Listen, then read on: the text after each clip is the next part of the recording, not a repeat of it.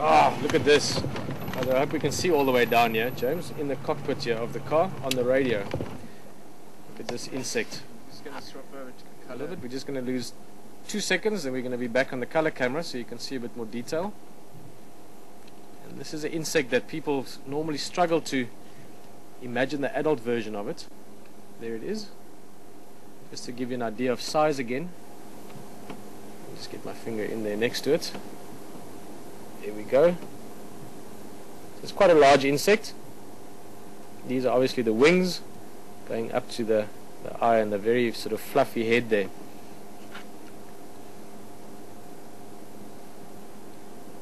And this is, yeah, look at that.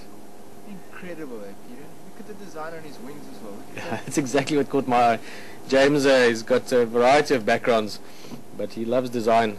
And like he mentions, is there that part of the wing. Look at the delicate detail in that.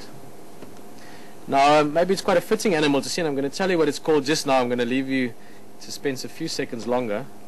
Let's get the lighting right. Sorry, I'm talking and lighting. The oh no, man, I'm turning the radio down. Come on, relax. Now I'm going to tell you what it is in a second. I just want to see if we can't get it. 1 minute. There we go. Like I was saying, it's quite a fitting animal maybe. This is one of the small five. Just turn that radio down. I need more hands.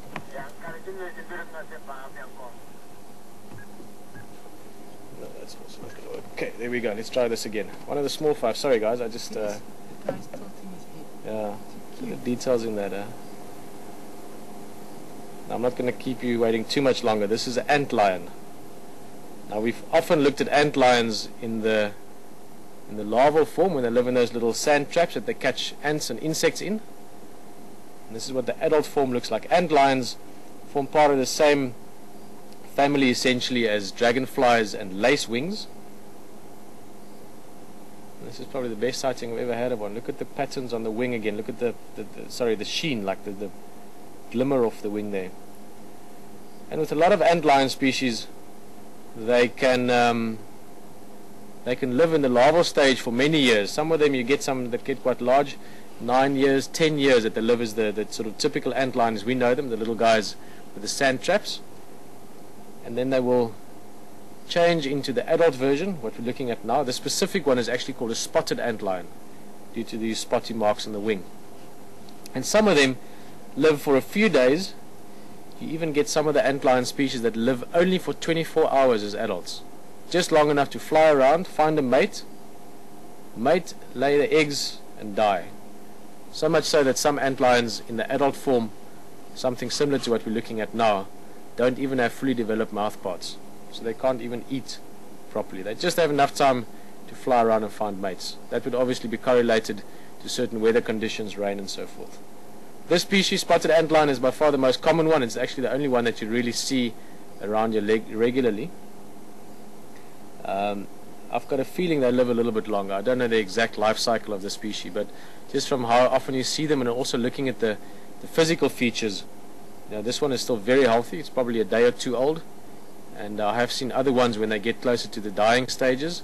You can start seeing the wings deteriorating and so on. So I would say this one probably, well, this species probably lived for a few days, but it is amazing. And look at the, I don't know if you can see the legs there, James. I'm looking at his or her, like the right hand side leg now, just where it's grabbing onto my finger. Just look at the little hooks in there.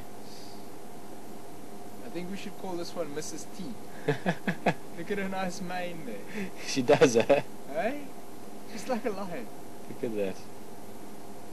Amazing. Now you have to wonder, I'm not going to go into this too much, but what is this animal thinking?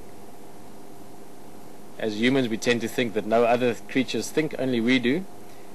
But slowly, over time, we've gotten used to the idea that things like elephant do think, and obviously chimps do think, and dolphins, and from that maybe things like lions and dogs obviously do. You've all seen dogs, you've all spent time around dogs.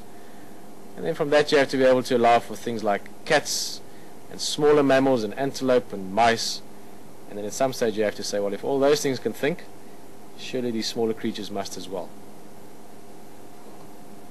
Look at the detail of your fingerprints on your finger. Yeah. And then and the detail in her wings. Yeah, let me just try and get the lighting. Let's see what else. Ooh, let's play with the lights a little bit. We're going to get creative, excuse us. But James and I like playing with insects in the color camera. Try and get some backlight there for you, James. How's that?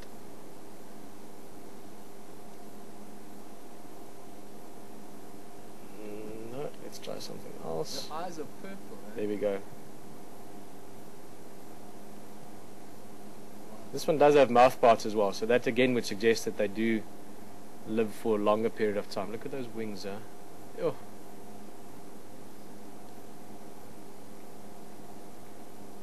I think there is the way to look at it. Unbelievable.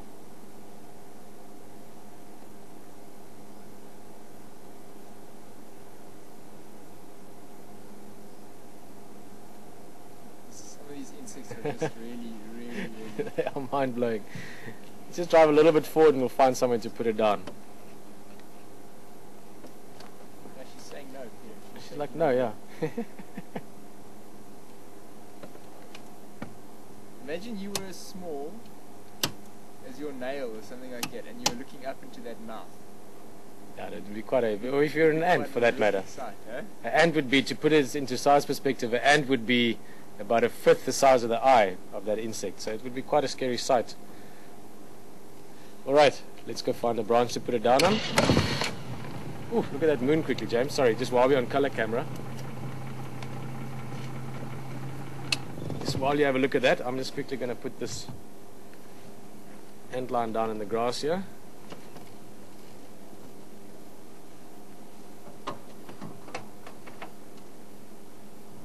Just saw it in time, eh? Yeah, there was just a little gap just through the clouds, as you can see, covered up again. Back to pitch black darkness out here.